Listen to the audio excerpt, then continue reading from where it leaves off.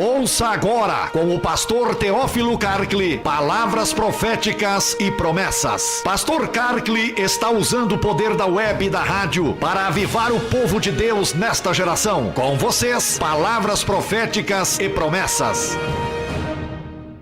Que alegria neste momento poder transmitir mais uma palavra de Deus para o seu coração. Coloque atenção, porque queremos trazer uma palavra intitulada Nosso Deus é um Deus alegre. Vamos buscar algumas informações bíblicas que mostram que o nosso Deus é um Deus alegre, e se Ele é alegre, nós devemos viver de igual maneira.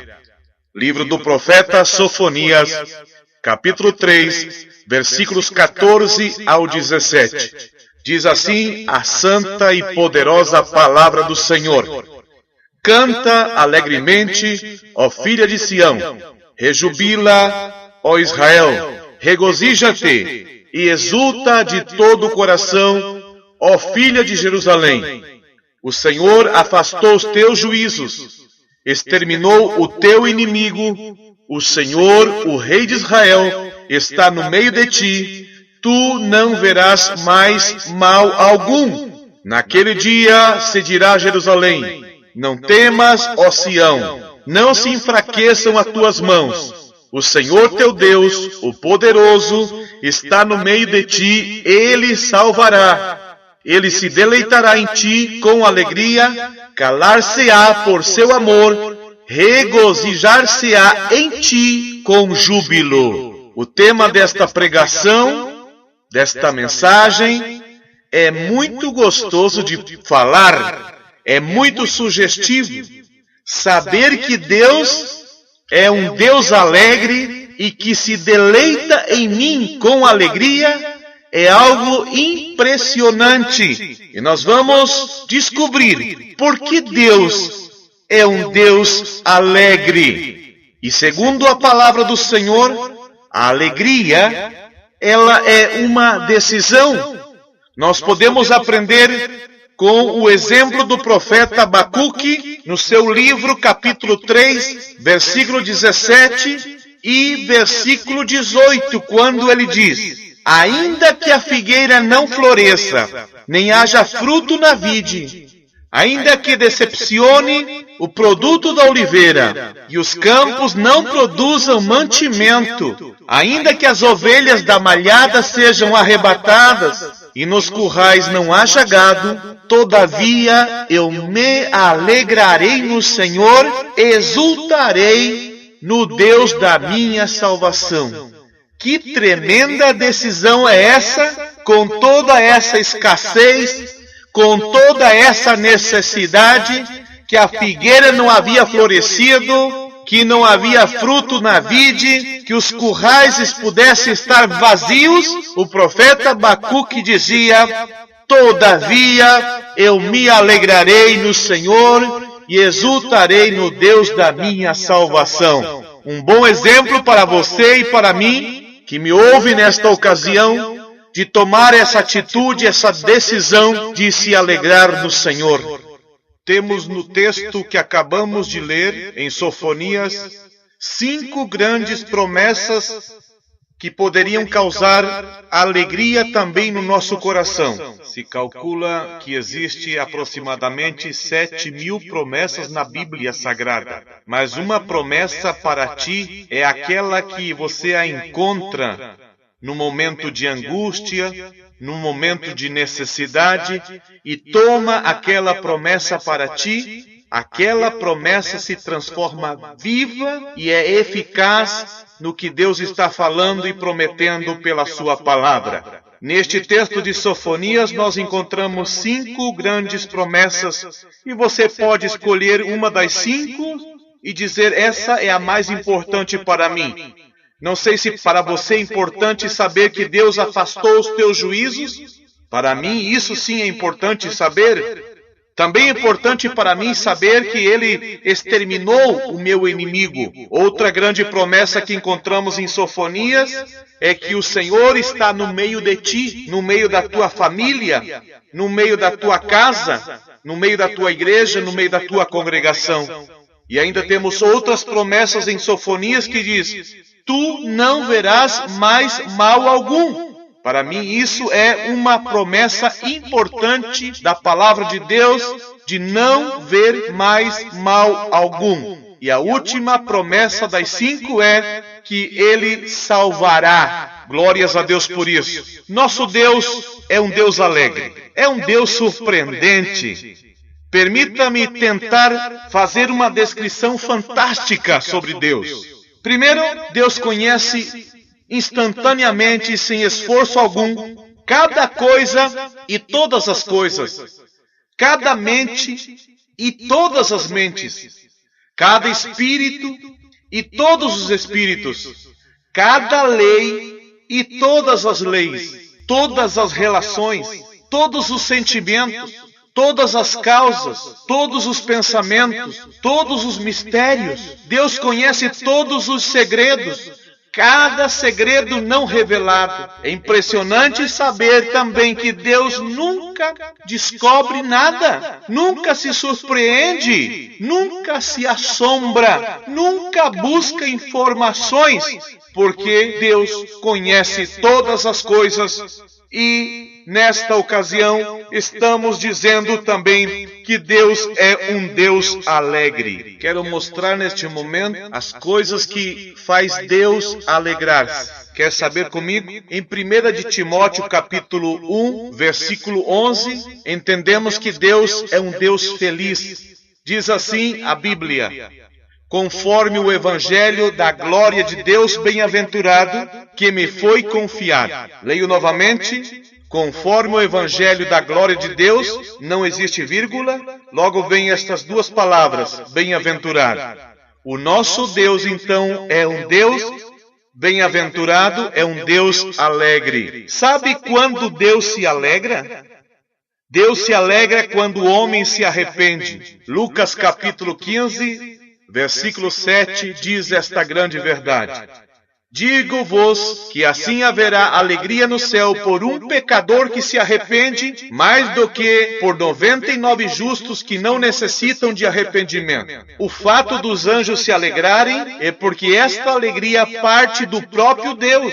Deus, sendo alegre, passa essa alegria aos anjos, e os anjos se alegram quando um pecador na terra se arrepende. Nas 3 parábolas que encontramos neste capítulo 15 de Lucas, existem 3 coisas perdidas e 3 coisas que foram achadas e que provocam alegria: a ovelha, a moeda e o filho pródigo. O pastor que se alegra pela ovelha que foi encontrada é Jesus. Lucas capítulo 15, versículo 6 diz: e chegando a casa, convoca os amigos e vizinhos, dizendo-lhes: alegrai-vos comigo, porque já achei a minha ovelha perdida. Logo, a mulher que se alegra com a dracma, aquela moeda perdida, é o Espírito Santo. Lucas 15, 9 diz: e achando-a, convoca as amigas e vizinhas, dizendo: alegrai-vos comigo, porque já achei a dracma perdida. E por último, o pai do filho pródigo que se alegra com a chegada, com o retorno do filho, é o próprio Deus. Lucas 15, 22 ao 24 diz: trazei depressa a melhor roupa, vestilho, ponde anel no seu dedo, na sua mão, e alparca nos seus pés, e trazei o bezerro cevado, e matai-o, e comamos, e alegramo-nos, porque este meu filho estava morto e reviveu, tinha-se perdido e foi achado, e começaram a se alegrar. Como você pode perceber, a Trindade está completa nestas 3 parábolas. Está falando de Jesus como pastor, está falando do Espírito Santo como aquele que limpa a casa e encontra aquela moeda extraviada, e está falando do Pai Celestial que recebe de volta com alegria aquele filho que havia abandonado a sua casa. Deus continua atuando da mesma maneira, o Espírito Santo continua atuando da mesma maneira e Jesus Cristo continua atuando da mesma maneira. Assim que Deus se alegra, e esse seria o primeiro motivo que nós podemos causar alegria em Deus, é quando nós demonstrar arrependimento dos nossos pecados em nosso coração. A segunda razão que Deus se alegra é quando Ele tem a oportunidade de fazer o bem para nós. Como é que Deus tem a oportunidade de fazer o bem para nós? Muitas vezes nós não queremos deixar Deus atuar nas nossas vidas ao nosso favor para nos abençoar. E sempre temos aquela opinião contrária. Nos templos e nas igrejas por aí é ensinado que Deus é um ser cruel, implacável, que Deus é vingativo. Ficarão surpresos com o que eu vou dizer agora, ou com o que disse o profeta Jeremias do seu tempo, no capítulo 32, versículo 38 ao versículo 41. Diz assim a palavra do Senhor: e eles serão o meu povo, e eu lhes serei o seu Deus. E lhes darei um mesmo coração e um só caminho. Para quê?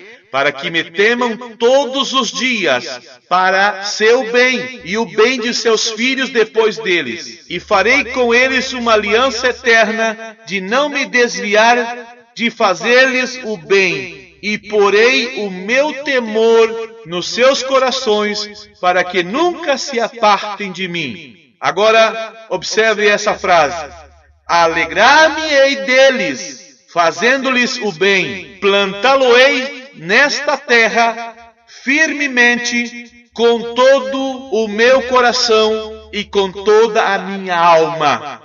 Este é mais um versículo que prova que o nosso Deus é um Deus alegre, e Ele se alegra em poder fazer algo bom para mim e algo bom para ti. E o terceiro versículo que tenho, nesta ocasião, está no Salmo 104, versículo 31, que prova que o nosso Deus é um Deus alegre. Disse assim a palavra, Salmo 104, versículo 31. A glória do Senhor durará para sempre. O Senhor se alegrará nas suas obras. Vejamos então como Deus se alegra com as suas obras. Eu fiz 3 grandes observações aqui e quero mencionar neste momento. Vejamos como Deus gosta das cores, como Deus gosta dos cheiros e como Deus gosta das coisas com movimento. Primeiro precisamos falar que Deus gosta das cores. Eu até gostaria de perguntar qual é a cor preferida de Deus. Ele criou tudo colorido, mas me parece que Ele gosta de 2 grandes cores. O azul, porque Ele fez o céu e os mares com essa cor, e o verde, pois Ele plantou na terra a vegetação, as plantas, as árvores, enfim, o nosso Deus, Ele gosta das coisas coloridas. Também me chama a atenção que Ele fez as frutas de muitas cores.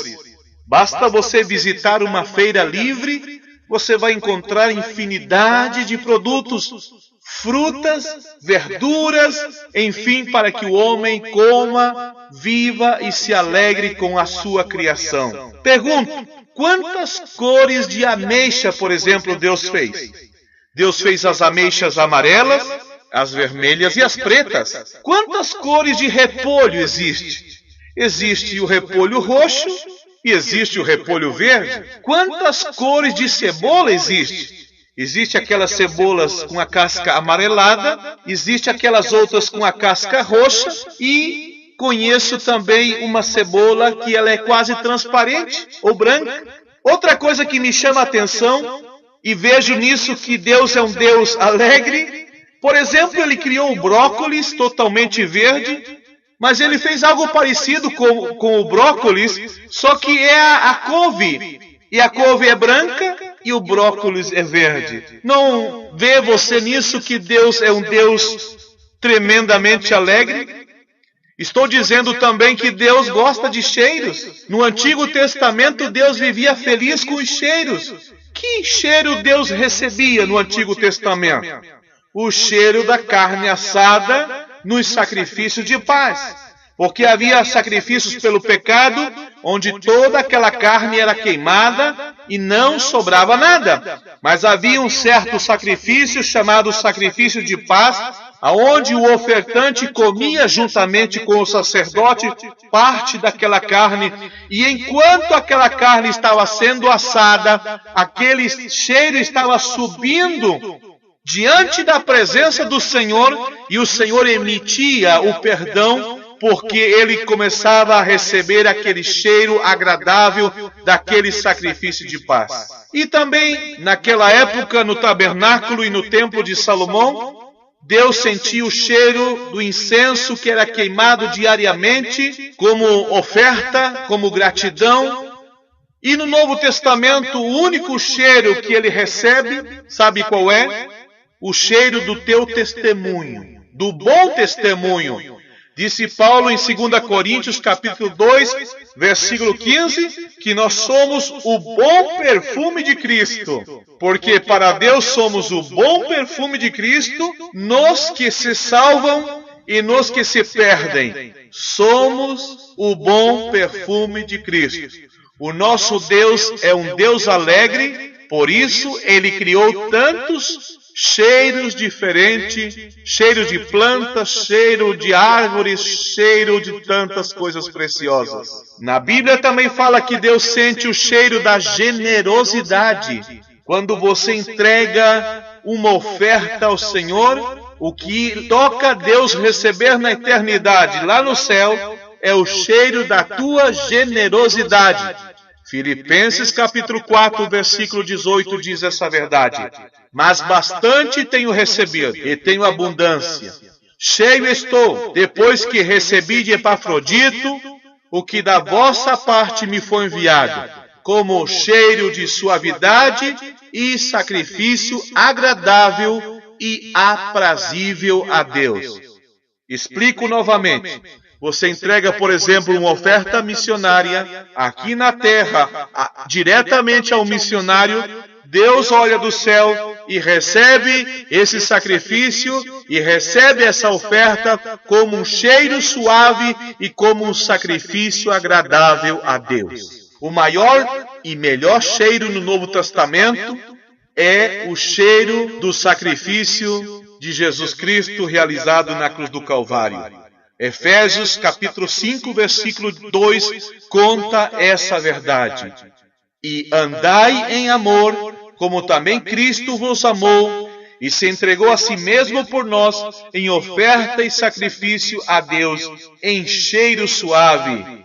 Então, meu amado, se nós andar em amor, Deus vai sentir o mesmo cheiro suave de nós. E o incenso que hoje já não é utilizado em nenhuma das igrejas evangélicas, o incenso de hoje é a oração. Apocalipse capítulo 5, versículo 8. E havendo tomado o livro, os 4 animais e os 24 anciãos prostraram-se diante do Cordeiro, tendo todos eles harpas e salvas de ouro cheia de incensos, que são as orações dos santos. E no Salmo 141, versículo 2 diz: suba a minha oração perante a tua face como incenso, e as minhas mãos levantadas sejam como o sacrifício da tarde. A tua oração está subindo diante da presença do Senhor? Estamos dizendo que Deus é um Deus alegre e que Ele gosta das cores, por isso Ele criou tudo bem colorido, que Ele gosta dos cheiros agradáveis e suaves, por isso Ele criou vários cheiros agradáveis diferentes um do outro, porque o nosso Deus é um Deus alegre. E outra coisa, Deus é um Deus alegre e Ele gosta dos movimentos. Todas as suas criaturas têm um movimento criado por Ele. Ele não criou nada estático, parado, fixo. Todos os seus planetas têm movimento. Todos os seus rios e mares têm movimento. Todas as árvores do campo têm o seu movimento quando ele sopra os seus ventos. Todos os animais de Deus se movem por terra, ar e água. Os répteis, os quadrúpedes e os peixes. Tudo Deus criou com movimento. A Bíblia fala do movimento dos animais. Olha só que lindo em Jó capítulo 39, versículo 1. A avestruz bate alegremente as suas asas, porém são benignas as suas asas e penas. Provérbios capítulo 30, versículo 29, fala também do movimento. Estes três têm um bom andar, e o 4 passeia airosamente. Está falando do leão, do galgo, do bode e do rei. A Bíblia fala do movimento dos ventos. Eclesiastes capítulo 1, versículo 6 diz o seguinte: o vento vai para o sul e faz o seu giro para o norte. Continuamente vai girando o vento e volta fazendo os seus circuitos. Na igreja, hoje o vento é o Espírito Santo. E quando ele sopra, tem dois propósitos. Primeiro, limpar a eira, porque a igreja é comparada como uma eira. Segundo, desprender o aroma, desprender o bom cheiro dentro da igreja. Diz Cantares assim, capítulo 4, versículo 6. Levanta-te, vem norte, e vem tu, vento sul, assopra no meu jardim, para que destilem os seus aromas. A Bíblia fala também do movimento dos planetas. Salmo 104, versículo 19. Designou a lua para as estações, o sol conhece o seu ocaso. Salmo 113, versículo 3. Desde o nascimento do sol até ao acaso seja louvado o nome do Senhor. E ainda a Bíblia fala do movimento das águas. Eclesiastes capítulo 1, versículo 7. Todos os rios vão para o mar, e contudo o mar não se enche. Ao lugar para onde os rios vão, para ali tornarão eles a correr. E Salmo 89, versículo 9 diz: tu dominas o ímpeto do mar, quando as suas ondas se levantam, tu as fazes aquietar.